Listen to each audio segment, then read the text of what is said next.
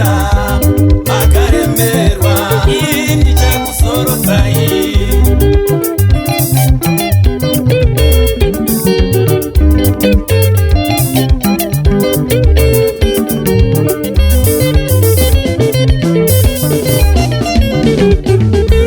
wandotose mwari wangu anovandimishe wandotose mwari wangu anovandimishe mukubizwa nemuvenga nofika ndimi baba mukubizwa nemuvenga nofika ndimi baba mukurongerwa newake panofemesa ndimi yale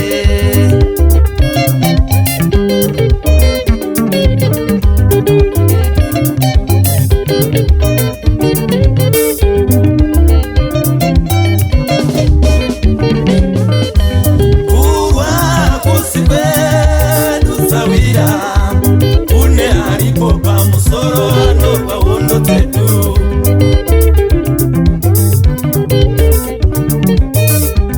kurwa kusi kwedu sawira kune aripo pamusoro anorwa wondo dzedu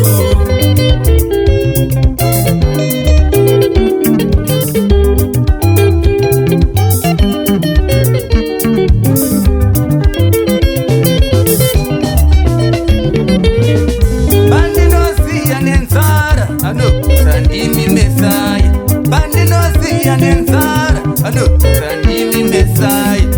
Sasa makaita Emmanuel muri mujimbo yekana. Sasa makaita Emmanuel muri mujimbo yekana. Seuru sinema shamu makasi kutababa.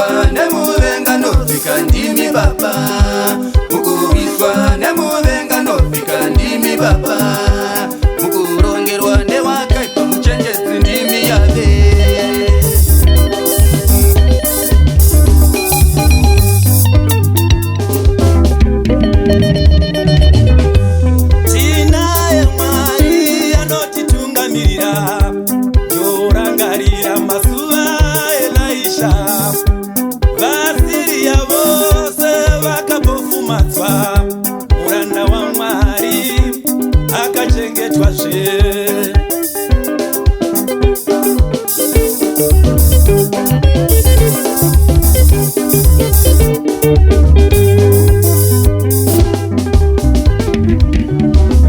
Muviri wangu pa unorwadza norapa ndimi Jehovha. Muviri wangu pa unorwadza norapa ndimi Jehovha. Mukutatarika kwangu anosimbisa ndimi Mesaya. Mukutatarika kwangu anosimbisa ndimi Mesaya. Mukurwadziwa kwangu mponesi ndimi Mwari.